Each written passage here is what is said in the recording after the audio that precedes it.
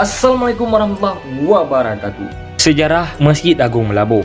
Pembangunan masjid ini pun dimulai pada tahun 1987 dengan ditandai dengan peletakan batu pertama.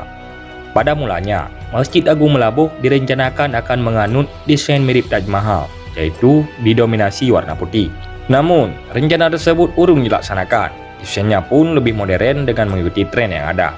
Masjid Kebanggaan Masyarakat Aceh, khususnya Melabuh ini, memiliki luas bangunan sekitar 3.500 meter persegi dan dibangun di atas lahan seluas 5,2 hektar.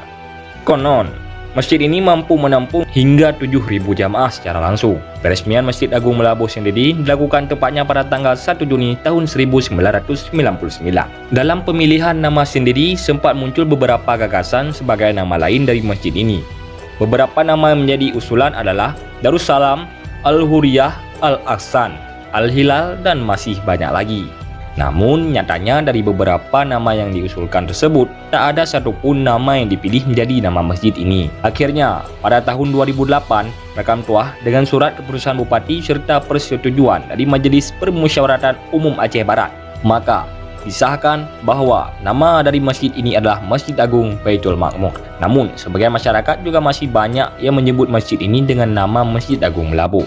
Masjid Agung Melabuh juga menjadi saksi bisu akan kedahsyatan gelombang tsunami yang meluluh lantahkan Aceh pada Desember tahun 2004 yang lalu. Ribuan warga mengungsi di masjid ini karena rumah warga yang telah hancur diterjang gelombang tsunami. Masjid ini juga menjadi tempat pendistribusian bantuan dengan memanfaatkan helikopter yang bisa mendarat di halaman masjid. Nah, rekan tua, Masjid Agung Melabuh memiliki dua lantai yang memiliki desain arsitektur yang berbeda. Dari luar masjid akan terlihat jelas 3 buah kubah utama masjid yang didampingi dengan 2 kubah menara air di sisi kanan dan kiri. Seluruh kubah tersebut memiliki warna identik serta warna yang sama, yaitu merah bata.